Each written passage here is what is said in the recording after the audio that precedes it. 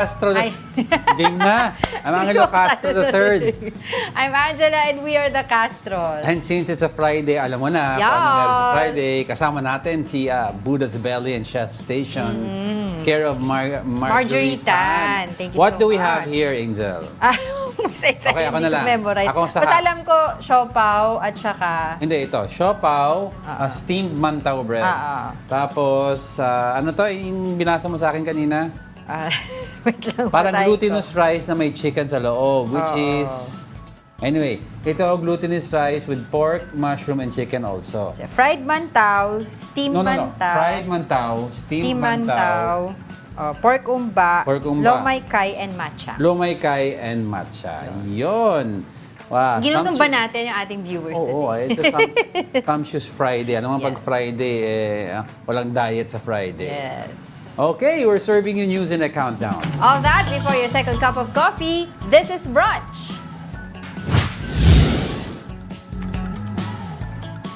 Starting our countdown with an exciting partnership between Signal TV and the Philippine Olympic Committee. The two announced its collaboration for the upcoming 2024 Paris Olympics. Our delegates will enter a one-month intensive camp in Metz, France to prepare for the Olympics. And fans can watch their training soon in Signal TV's digital free-to-air and paid channels.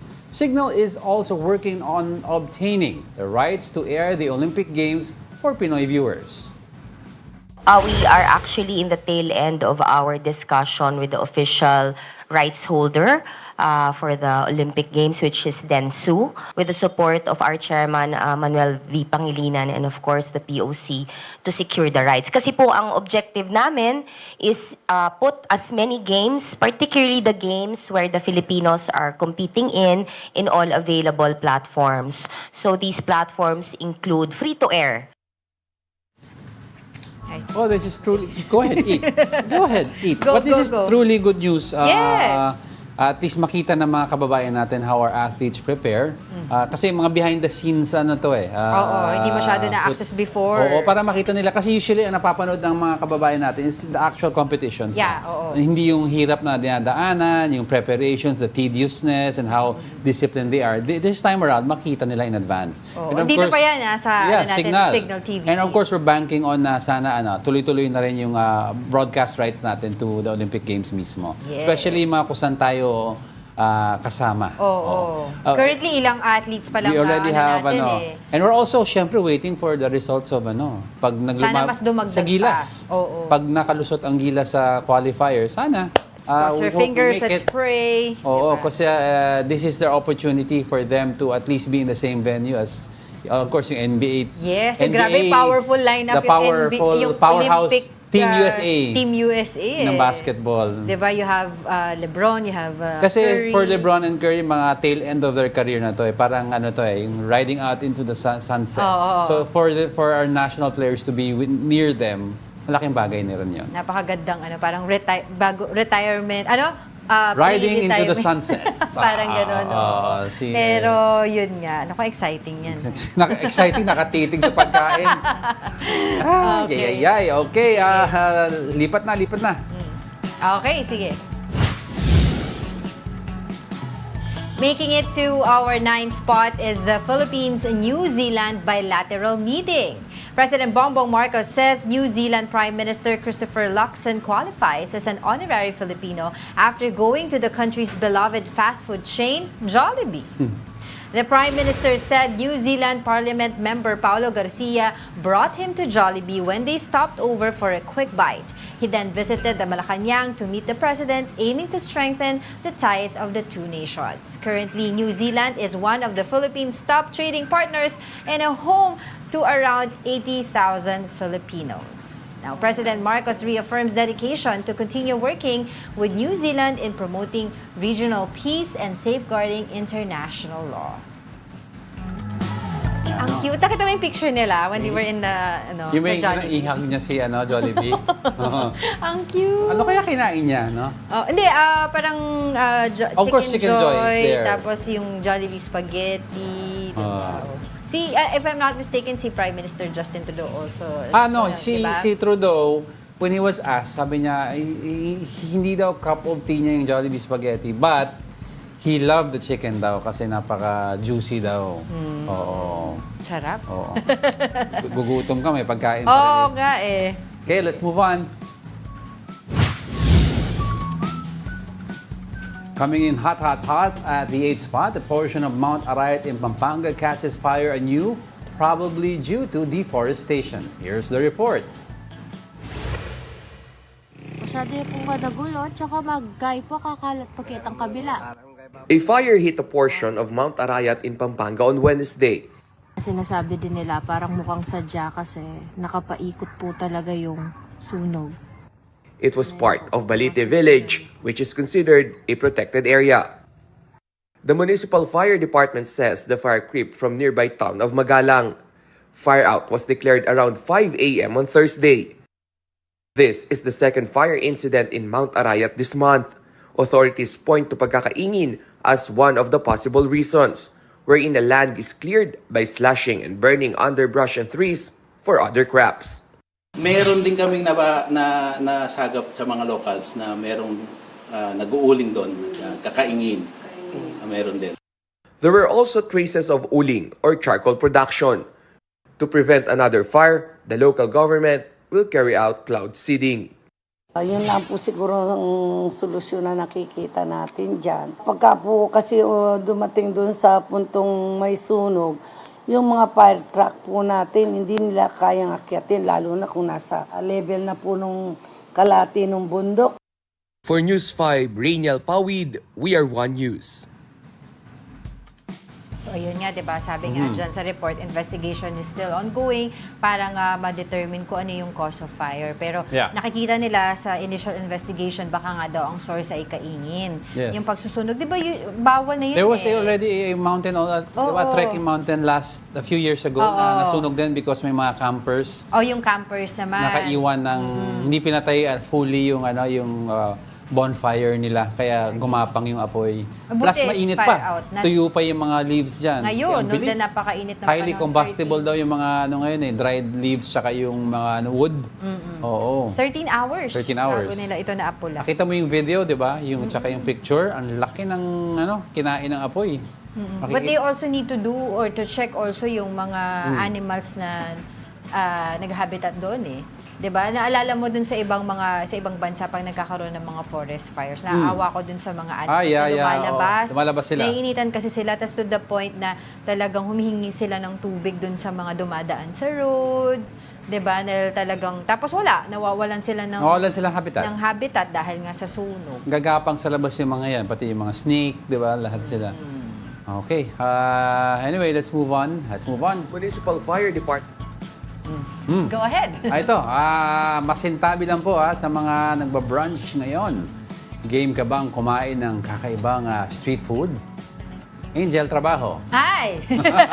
Sa Malolos, Bulacan kasi tampok doon ang mga kakaibang street food tulad po ng chicha worm at palakang bukid. Naku, ano po yan? Para bigyan ng mukha ang balita, Mobile Journal, Mary Mon Reyes.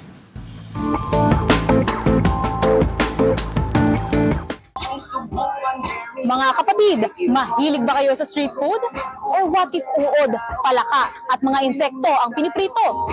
Di ba kayong tikman to? Hile-hilerang street food ang makikita dito sa Malolos Convention Center Food Park. Pero hindi lang yan kikiam, fishball o squid ball. Kung mahilig ka sa chicharon, pwede mong subukan ang chicha worm. Ang kamaru o cricket delicacy sa Pampanga, pati palakang bukid, meron dito. Specialty nga raw yan ni Ate Aiko Litaw na binansagang palaka queen ng Malolos. Pritong laman loob, litid at baga ng baka raw ang tinda nila noon. Pero nalugi, kaya nag-isip sila ng kakaibang paninda. Nag-boom naman po siya sa mga tao. Kala nga po namin dati na hindi po siya mag-boom dahil nga po Nakakadiri man pong tignan, pero okay naman po. Naging mabili po siya. Locally sourced daw ang mga ito, habang ang mga superworm naman na ginagawang chichirya, sila na mismo ang nagkukulture o nagpaparami nito. Nagtitinda rin sila ng fried rabbit, uwak, one-day-old, pugo, salagubang at fried tipaklong. Hindi na kailangang magpunta sa Ratchada Market sa Thailand dahil sa halagang 80 pesos pataas, makakatikim ka na ng exotic street food. Syempre, sinubukan natin yan. Try na natin ngayon yung chicha worm. Na-try na natin to sa Bohol. And yun kasi salted siya. So maalat lang siya para ka lang kumakain ng chicharon. Pero this time, meron silang flavored na powder. So merong barbecue, meron cheese, merong sour cream. And yung isa sa bestseller nila dito, yung caramel. Ito nga yung camaro. Try na natin. Lahat ito prito. Para siyang yung taba ng chicharon. Yun yung pinakaulasa. Maganda to pampulutan. Sarap. Itong cricket, iniisip ko kung ano yung kalasa niya. Para siyang mani. Pero yung alat niya, hindi siya ganun kaalat. Unlike dito sa Camaro, para kang kumakain ng chicharon na maliliit. Next naman na ito-try natin is itong chicha worm na may kanya-kanyang timpla. Para kang kumain ng ng shingaling. Shingaling na may cheese powder. Ito yung caramel. Oh!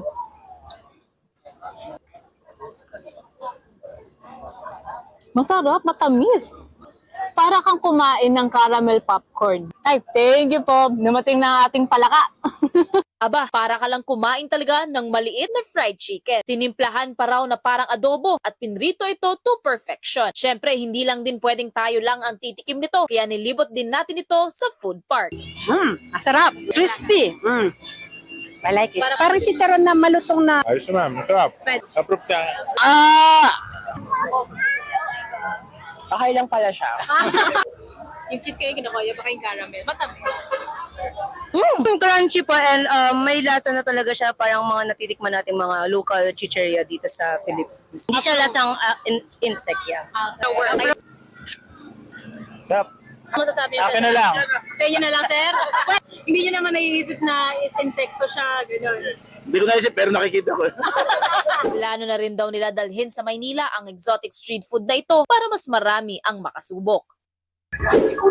Basta street food, hindi pa papalo ang mga Pinoy. Basta paalala lang po, siguraduhin ligtas at malinis ang mga binibenta at willing to take the risk ang mga susubok. Mobile Journal Merrimon Reyes po, at idang muka ng balita. Kain. Dapat meron yan dito, Oh. tapos tinry mo. Ikaw mag-try. Hindi, okay lang. Yung worm, matry ko na yan kasi cultured worms yan eh. Hindi naman talaga yung worm na nahahanap ako saan-saan. O, di ba sila Angelina Jolie kumakain yan? Hindi, they Pupunta breed, siya sa, Vietnam. they breed that and then they used to breed it before sa mga farm dito sa Pinas. Oo. And several popular burger joints ngayon used to Talaga? use it before. They're called protein worms. Ginagamit yan ng ibang atleta yan before, yung mga protein worms. Very high protein content and specifically bred lang. At that Pero time, ikaw kakainin mo. hindi na. Nakain ko before dahil bata pa ako. Noon, pinakain ako daddy ko. Yung Pero- dati may nagpapakain sa akin nung Camaro, di ko rin kaya. Sawa. Daddy ko nakain ng sawa sa harapan ko. Sawa. Frog, di ko pa rin kaya. Dapat ikaw try mo. Sabi sa akin, kain ka ng frog, lasang chicken. Hindi chicken na lang Chicken na lang. kakainin ko. Pero kudos kay Merrimon, no, di ba? Oo, Dami okay. palang may gusto Yung mukha niyan. ni Merrimon bago isubo, ganun, pero nung tinikman, masarap sarap. pala. Sabi niya, sarap. Okay. Ito po, coming up.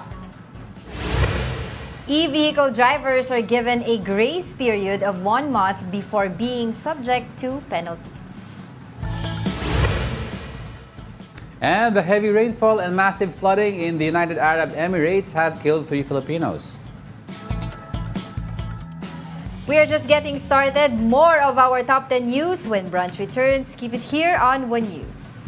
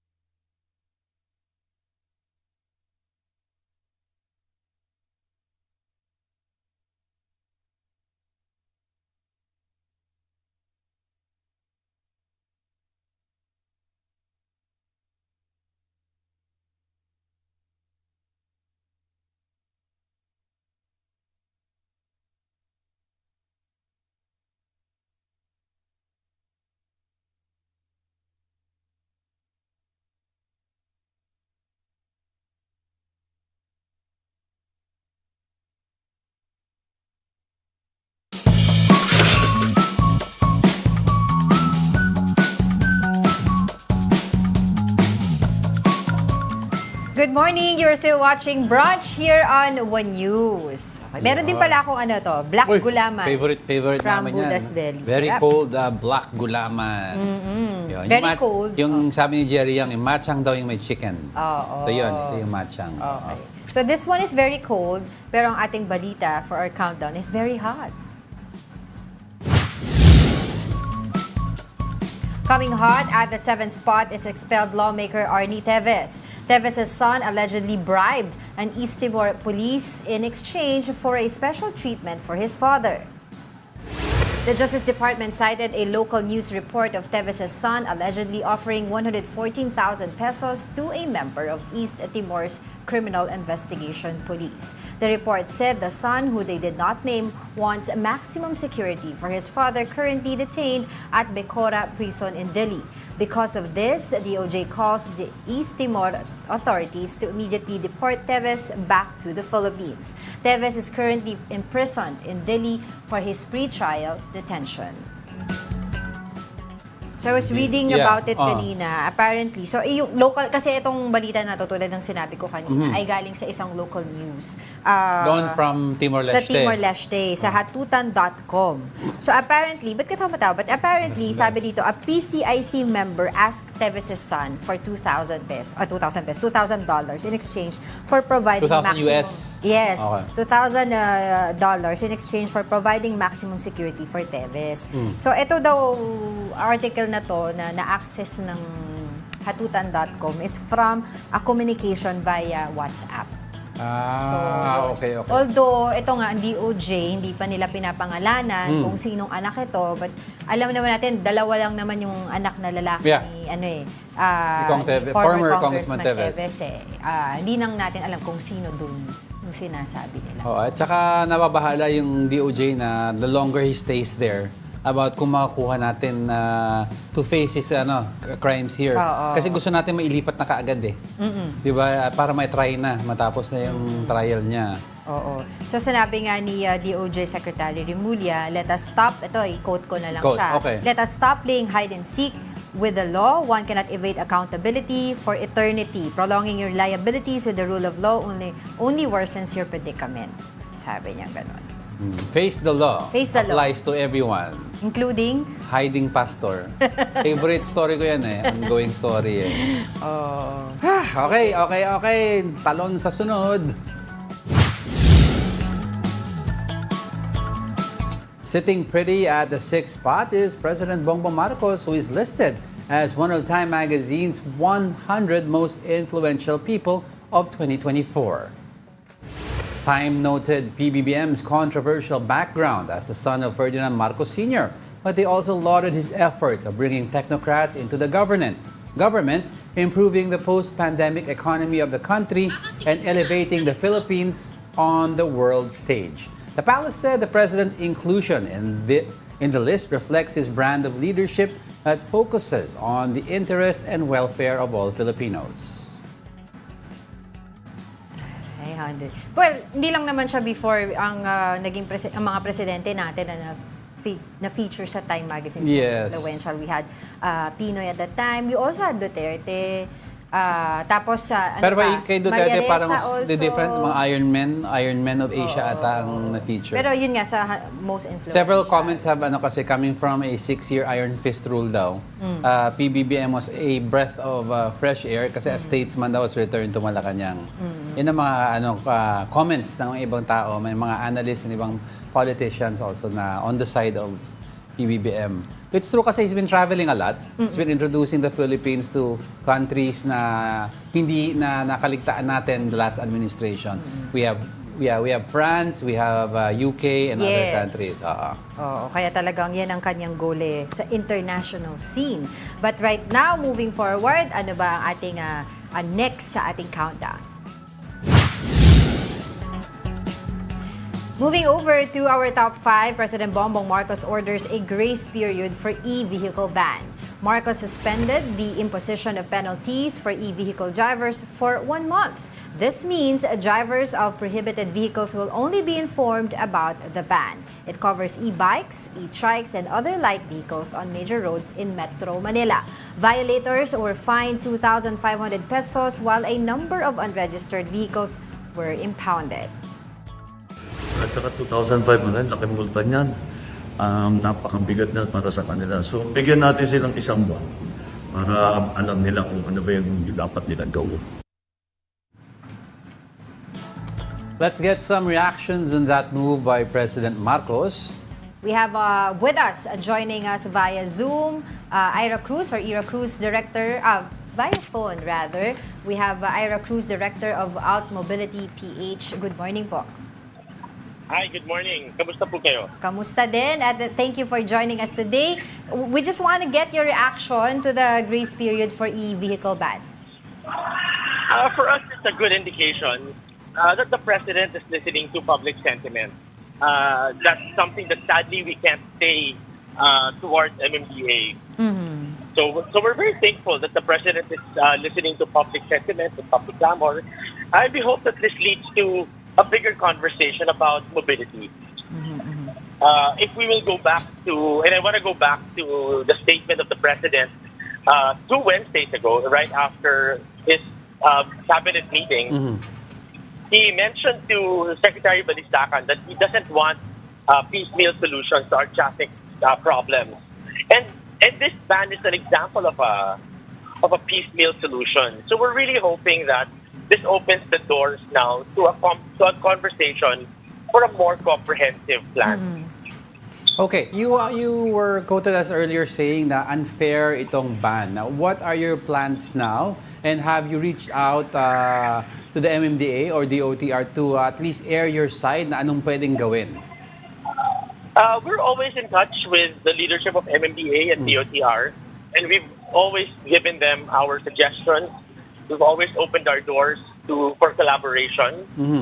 So we're hoping that this this announcement of the President is pending the implementation would open or give us an opportunity to have further discussions on how to improve things in Metro Manila.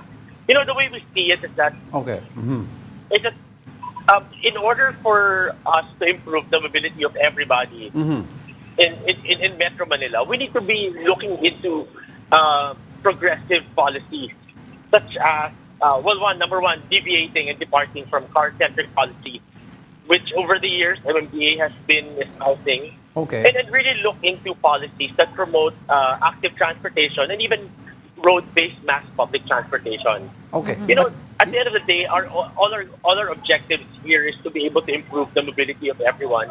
And this is the direction that we should be taking in order to get there. But okay, Ira, but what would you suggest then, given tumataas nga ang aksidente because siguro hindi pa sanay ang mga drivers natin and the big cars how to interact with each other? What would be the suggestion then? Are you open then to regulating at least how these e-trikes and e-bikes should be used?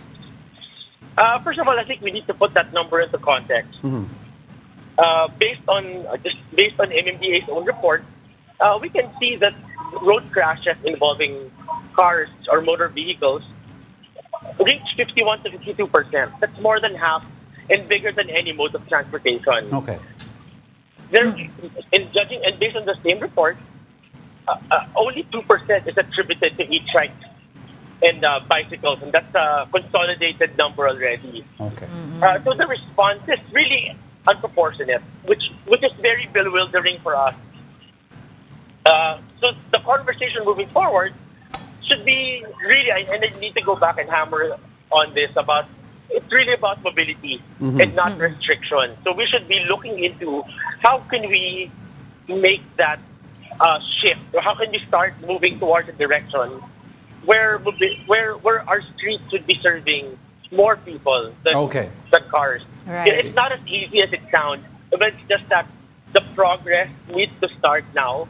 And unfortunately, policies like this are steps backward towards that progress.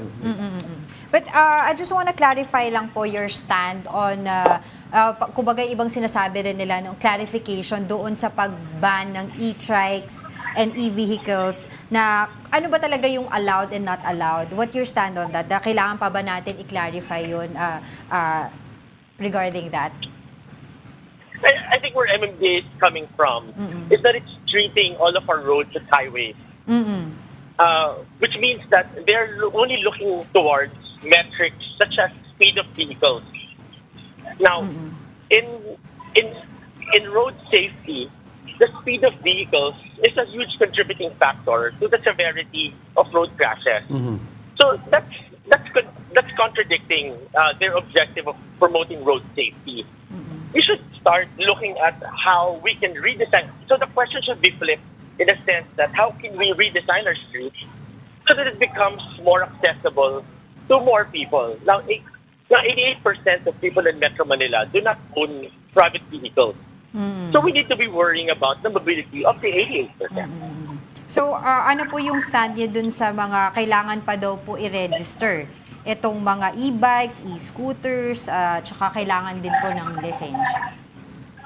I think it's important to go back to the reason why they want to have it registered. And unfortunately, the only reason why they want to have it registered is so that they can apprehend. And I think that is where the problem lies, and that MMDA is pouring all its effort in apprehension rather than coming up with sound solutions. Alright, siguro baka meron na lang po kayong final words for the government. Message, no, sa ating gobyerno. First of all, maraming salamat sa Pangulo sa pag-propose, no, nung implementation ng MMDA regulation. We do hope that in the next few days we will see indications where the President would lean towards coming up with a comprehensive plan.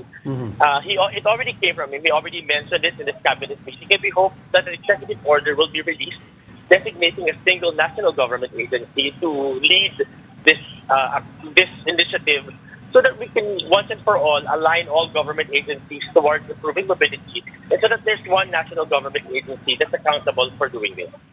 Alright, maraming salamat po sa inyong oras. Ira Cruz, Director of Alt Mobility PH. Maraming salamat din po. Okay, let's continue our countdown. Sizzling at the fourth spot is the Commission on Elections, or COMELEC. A former lawmaker is seeking a temporary restraining order against COMELEC's partnership with election service provider Miro Systems for the 2025 elections. Former Caloocan Congressman Edgar Erice filed his petition before the Supreme Court and argued that Miro's contract violated the automated election law. He said that Miro's voting machines are highly anomalous and overpriced prototypes. In an interview with The Big Story, COMELEC spokesperson Rex Laudianco called Erice's accusations baseless. Ang talaga naman pong isinusumite during the post-qualification evaluation ay yung prototype ng machine. Bakit? Dahil po pagkatapos nito, kung binasa lamang po nila yung terms of reference, lahat po ng customization, lahat ng pagtipad doon sa ating mga kandidato, bilang ng kandidato, posisyon ng kandidato, ay gagawin po after na manufacture yan. Tas ang isang point pa ni Congressman Erice was madaming machines na naka-imbak na naka-warranty. Binili kasi yun naka-warranty naman ng spare parts. Baka, kasi pwede naman ayusin why did we spend so much? Ang sagot naman ni Attorney Rex is, number one, may machine na sinubukan nilang palitan daw lahat ng parts to make it work. And still, it's nag-overheat pa rin. And you have to remember daw, these machines are just basic scanners na na-modify para ma-feed yung mga at pagkaboto mo yung papel, yung balot. So these are just old, 10-year-old scanners already na hindi mo mag-guarantee yung integrity during the elections. Sayang yung pera din, ano? Oo. Yung So, ilang million yung Intindihan ko yung point ng COMELEC na ang computer nga, kung magpalit tayo ng laptop or PC every 3 to 4 years, ang bilis ng updating. So baka hindi na akma itong mga old scanners sa mga bagong systems in place ngayon. If you want a fast and speedy election. Tapos yung isa pang sinabi ni Attorney Rex, maganda yung sinabi niya, it's because, prototype and we're not familiar what these machines can do. But yung transparency level nitong binibigay ng Mayroon mas mataas because pagkaboto mo pa lang dati sa Smartmatic, magpiprint ka ng resibo, di ba may time ayaw na mag-print kasi naubusan ng paper. Hihintayin mo para makita mo yung binoto mo. Dito pala, pagpasok mo pa lang daw ng balot mo, makikita mo kung ano yung binoto mo, ano yung pumasok sa machine. Tapos pag nag-transmit to yung machine, it transmits to media servers, it transmits to affiliates, to accredited political parties, all at the same time. So ang resulta natin, all these agencies, real-time tayo lahat makakatanggap ng resulta. Yun ang sinabi nga ng COMELEC. Pero we'll see kung ano yung magiging tugon naman ng korte dito sa pagsampangan ng petition ni former Congressman Erice. Kasi going back dun sa Supreme Court decision yesterday na pinag-uusapan natin with the COMELEC chairman na George Garcia dito sa ating show sa Brunch, sinasabi nga, di ba ang explanation doon parang, sige, sa susunod, huwag nyo nang gagawin yun. Mali yung ginawa nyo, pero prospective yung magiging desisyon, moving forward na lang. Huwag nang gagawin yun ulit. So ngayon, parang because the Supreme Court understands di ba yung preparation na ginagawa ng COMELEC para nga sa ating upcoming elections, na hindi na yun gagalawin. So ngayon, sa pag-file ng petition ni former Congressman Erice, tingnan natin kung anong magiging desisyon ng COMELEC. Pero kahit sabi ng court doon. Ang sagot ni Chairman George Garcia was kahit silipin mo yung bidding process and the procurement process, lahat naman nasunod. Di ba? Yun lang nga ang nagka-problema na disqualify si Smartmatic. Pero nasunod lahat ng process. So kaya instead of the Supreme Court issuing a TRO or parang dinideclare yung contract with Miro void, null and void. Hindi. Huwag nyo na lang ulitin. Huwag nyo na lang ulitin. Moving forward, prospective decision. So malamang yung kay Congressman Erice, baka makita rin ng Supreme Court daw. I like that. Na same thing, baka prospective in the future. Kung umasenso yung yung petition niya, baka prospective decision because ma-recognize yung court na malapit na ang elections. Oo. Tapos may mga call pa for impeachment. Pero parang sa big story, sinabi ni Congressman Erice, Nung una kasi, yes, he will file na pag-iisipan muna niya. Tignan natin kasi yung mga preparation yan, Diyos ko. Tapos biglang babalik ka sa manual, no? Pagka nagka-TRO kung sakali. And kung pumasok pa ang charter change. Diba? May plebisito pa. And kung maisipin mo kung plebiscite, tapos isasama mo sa eleksyon, na national elections, sa senators, congressmen, mayor, lahat yan, sasama mo, tapos manual pa. Good luck sa atin. Good luck sa atin. Pero sige, tignan, dahil demokrasya ang ating bansa, yan na ina-allow natin yung... Let the process happen. Sige. And let's continue our process here, our countdown. Switching gears now for our top 3, the Commission on Higher Education confirms an influx of Chinese students in Cagayan. The agency says they are enrolled at St. Paul University, Philippines in Tuguegarao City. According to CHED, the school has an authority to accept foreign students granted by the Immigration Bureau. It adds that these foreign students are attracted by the affordable cost of quality education. The agency also underscored that they haven't received any complaint against the students or the school. CHED says it's ready to attend congressional investigations on the matter of security concerns. Let's get... Okay. So, yung interesting sa interview ni Dana Sandoval kanina was, sabi niya sa Cagayan, 400 students, isang university. Some of them pala are studying online from China. They're not attending physically really not here. Pumunta sila dito to file their student visas. Yung iba, naiwan dito, nag-aaral dito. Yung iba, from distance learning. At saka yung average ages daw nila is 30 to 50 years old. Ano ba to? College degree or masteral degree? Hindi naman clarify what they are, pero business courses. So siguro some of them are studying a college degree, some are masteral, kasi it's different if you're taking the courses in English. So that's why they are taking these courses siguro. Pero hindi na clarify. Basta 30 to 50 years old, most of them are abroad. Tapos uuwi na lang dito pag graduation.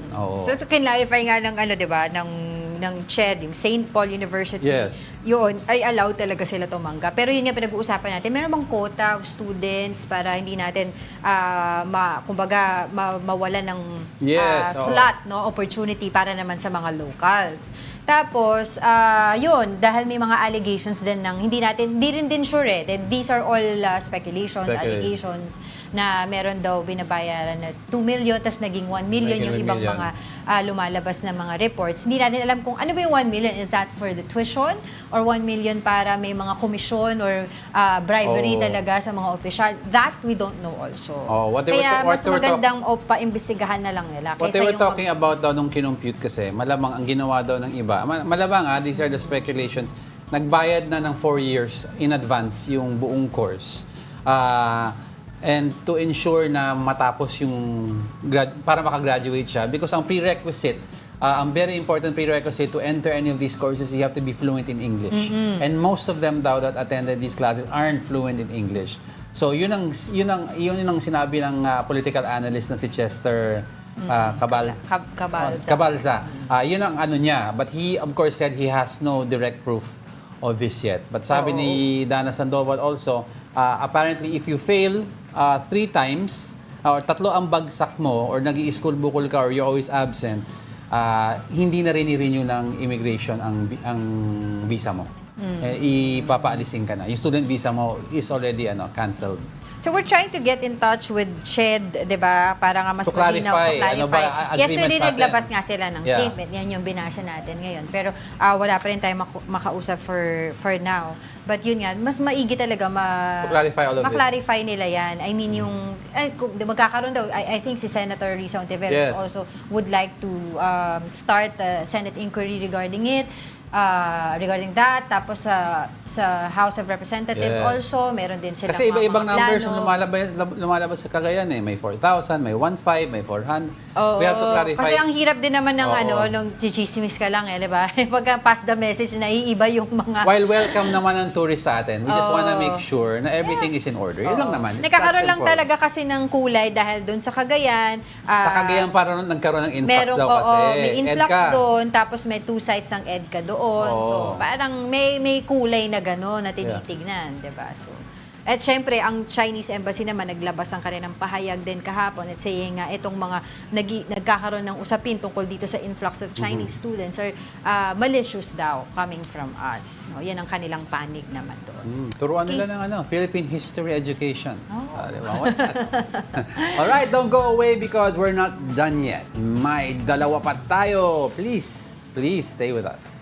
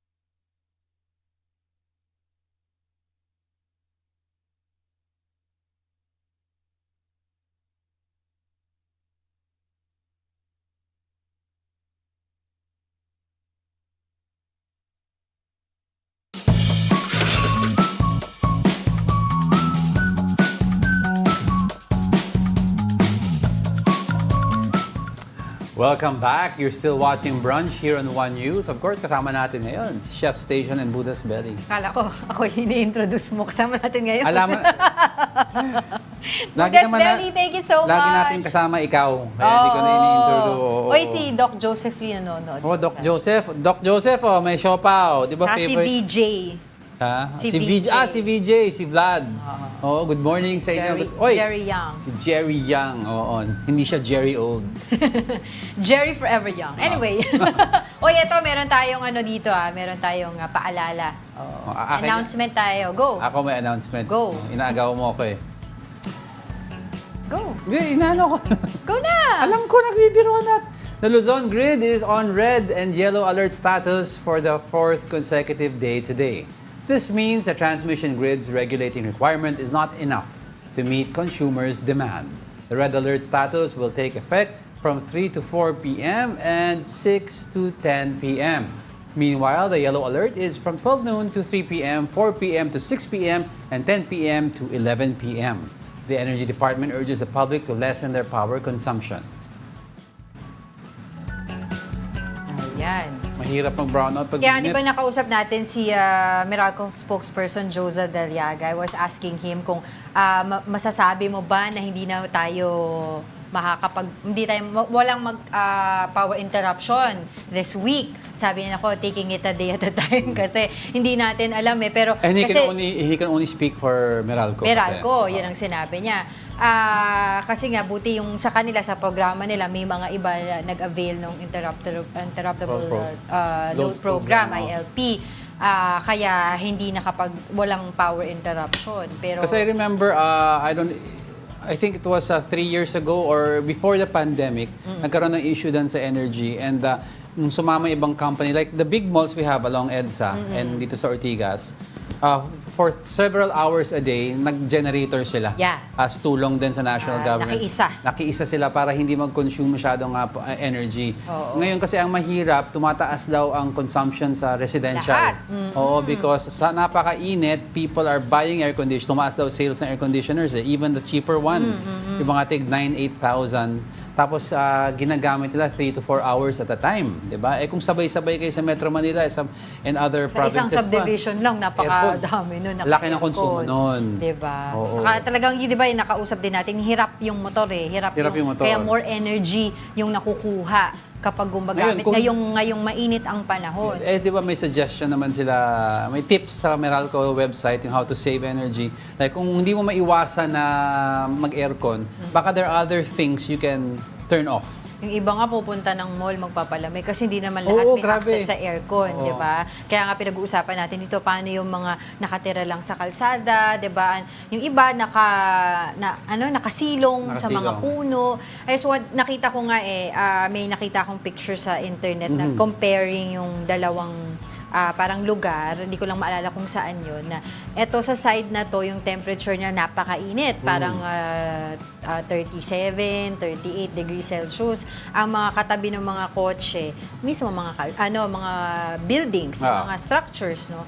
Sa kabila naman, may mga kotse pa rin pero nakasilong sila sa puno. Mababa yung temperatura. So nakita natin yung importance din ng puno, 'di ba? Having the trees oxygen from the us. trees daw brings down temperature levels by 2 to 3 Exactly. degrees. Malaking bagay ang 2 to 3 degrees now.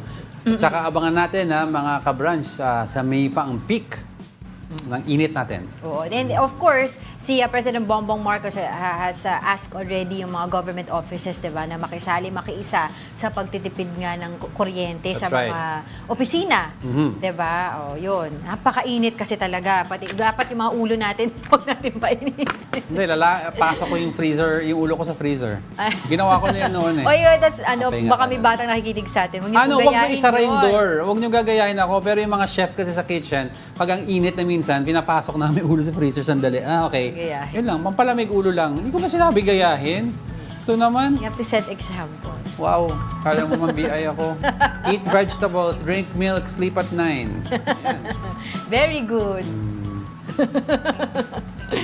Okay. Kamuti mo dito. Let's move on to our top 2. Ito, spicy and hot. First Lady Liza Araneta Marcos hits Vice President and Education Secretary Sara Duterte. In a teaser for an interview with broadcaster Anthony Taberna, the First Lady admitted being hurt when the VP supposedly laughed after President Marcos was accused of being bangag. That accusation was thrown by no less than former President Rodrigo Duterte.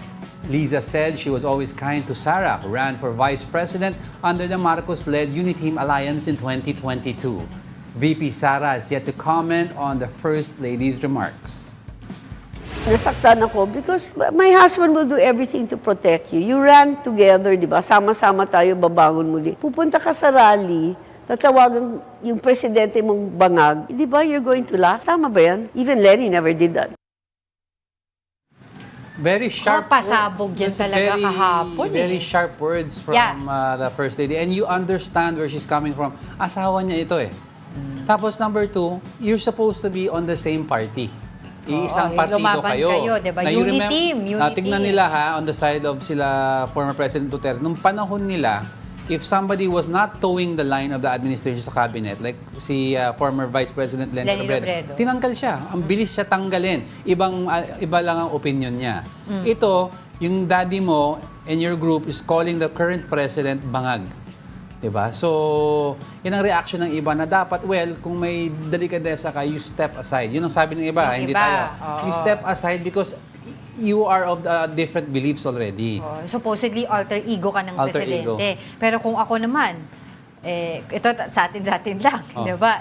Nakita ko, mataas ang trust rating at approval rating ng Department of Education at ako ang pinuno doon. Ba't naman ako bababa? But mataas ang rating ng Department of Education, but you look at the numbers also of PBBM and VP Sara in terms of yung division of election, yung if ever they were to run, BBM still enjoys at least a 10% na lamang niya over VP Sara.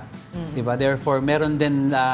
Pero solid pa rin ang mga Duterte. Yeah, but you have to remember, may solid North following pa rin si PBBM. The Marcos loyalist, malaking grupo yan. And then PBBM was elected with one of the biggest mandates for a president. 30 million. Ibang usapan ng Vice President. Sinasabi nga ng mga tao, kaya lang daw siya nagkaroon ng 30 million because of the Duterte factor. And kaya rin nagka-30 million si VP Sara because of also the Marcos family. It's the combination of both families that made it strong. Pero yun nga, very strong words yun sa kanya. We will see kung magbibigay ba ng pahayag itong si Vice President Sara Duterte through her spokesperson o siya mismo magbibigay ng official statement. That we don't know. Because before, siguro alam natin si Sara Duterte yung matapang, diba? Yung very frank. Ngayon parang nakita ko very tame din siya eh. Docile. Oo, diba? Hindi, tsaka matapang din si First Lady. Make no mistake about it. Pero ang makita mo doon, sabi ni First Lady, doon tinanong siya about Senator Amy Marcos. I know. Sabi niya, I know what line not to cross. Because sister-in-law niya eh. Outlaw lang naman daw siya. She understand that this is the older sister of my husband. Because alam naman natin, di ba, just to give our viewers context, si Senator Amy Marcos, medyo pumapanig pa rin sa mga Duterte because sinasabi nga niya, ang mga Duterte, specifically si former President Rodrigo Duterte, ang nagbigay ng heroes burial, di ba, sa kanyang ama. So, yan ang hindi natin, kaya yung iba, di ba, parang maiipit din dito sa gulo na to si Senator Amy Marcos eh. Diba? Well, by showing this video na interview ni First Lady Liza Marcos, talagang putting an end dun sa speculation.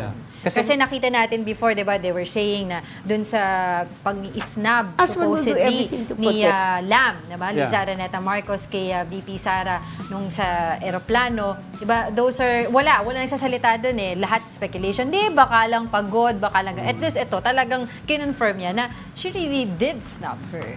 Tsaka kasi si Senator Amy, sa mga, kung alam ng mga viewers natin, she's attached pa rin her name to the legacy of former President Ferdinand Marcos Sr. She's still attached to that political affiliation. While si PBBM is, gearing towards if you look at his policy, he's not only that, he's trying to create a separate legacy of his own na not banking on his father's legacy. Yun ang diba? nga nakikita He is Bongbong Marcos. Kaya pag makita mo, Yun ang inano niya. tinatanong siya, anong masasabi mo? Hindi siya masyado pumapatol. Being a president is over and above than being a Marcos, sabi niya. Yun ang sabi. Something like that.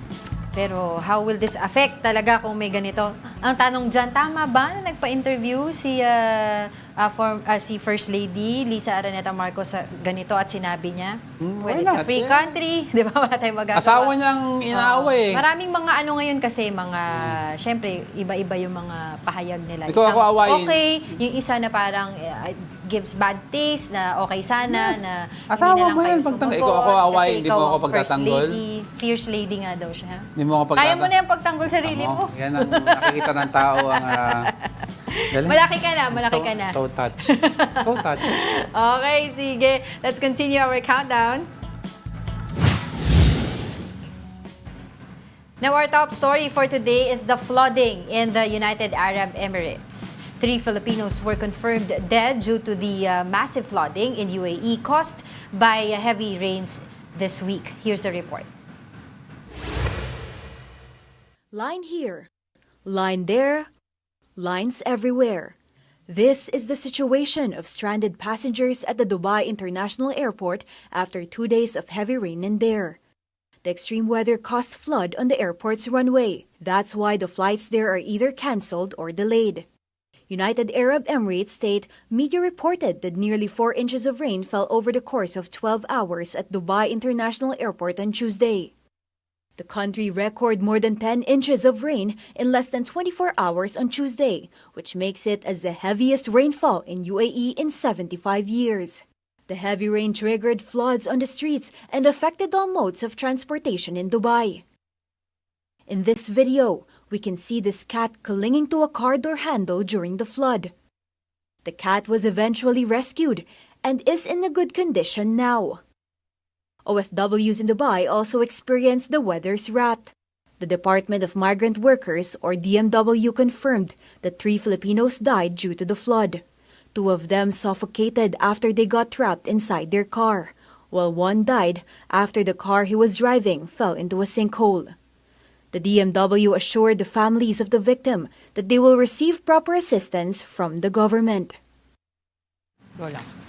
Worst rainfall and flood in 75 years. Can you imagine?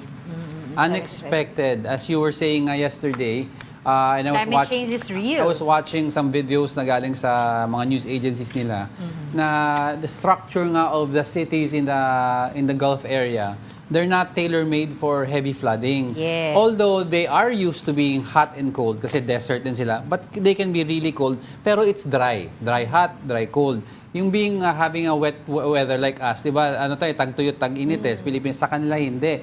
Pati diba sabi ko nga sa'yo, frequently, meron silang mga cloud seeding operations kasi nga para magkaroon naman ng ulan sa kanila. Kasi it's not something regular sa kanila. Pati yung cement ratio pala nila and the way they dig sa construction is not conducive pag baha. Yes. Because di ba may mga ratio ng cement kung ilang percent ang ganito, ilang percent ang buhangin. Sa kanila is tailor-made for heat and cold and dry weather. Kaya nung sandali lang na nag-flood, ang bilis, ang bilis nag-saturate yung cement. Everybody was stranded. Sinkholes, di ba? Nagkaroon ng sinkhole, doon nga namatay yung isang OFW. And sadly, we have three OFWs.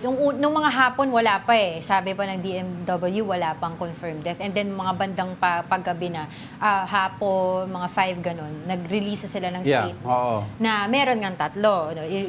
Ulitin lang natin, yung 2 na suffocate sa kanilang sasakyan, siguro while waiting, di ba, na mag-subside yung baha. Yung isa naman na aksidente, na laglag sa sinkhole yung kanyang sasakyan mismo. We're trying to get in touch also again with DMW, particularly kay Director Hans Leo Kakdak, pero wala pa tayong makuha. Siguro mga busy na rin sila at this point in time coordinating with families, etc. And yun, tingnan natin kung ano yung mga tulong na paano mapapabalik dito yung labi ng mga OFW doon, anong trabaho nila doon, 'di ba? Nasaan sila nung at particular time. But yun nga, it's a sad day for us, and hopefully sabi nga din nung 'di ba kahapon nabanggit ko din yung CEO ng airport doon. This is an uncharted territory, kumbaga. Dahil hindi nga daw sila sanay dito sa mga pagbaha na ito. Ang cute nga lang nung pusa, nakita ko No, I kanina. was saying when you... okay na ako. Oo, go. Go lang, go. Natatakot ako sa'yo.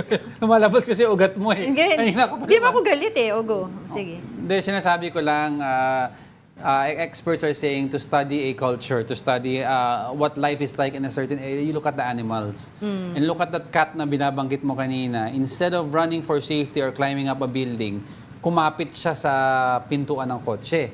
Ngayon, the mere fact na kumakapit sa pintuan ng kotse, they were saying is hindi niya alam anong gagawin niya. Because hindi sila sanay sa ganyan.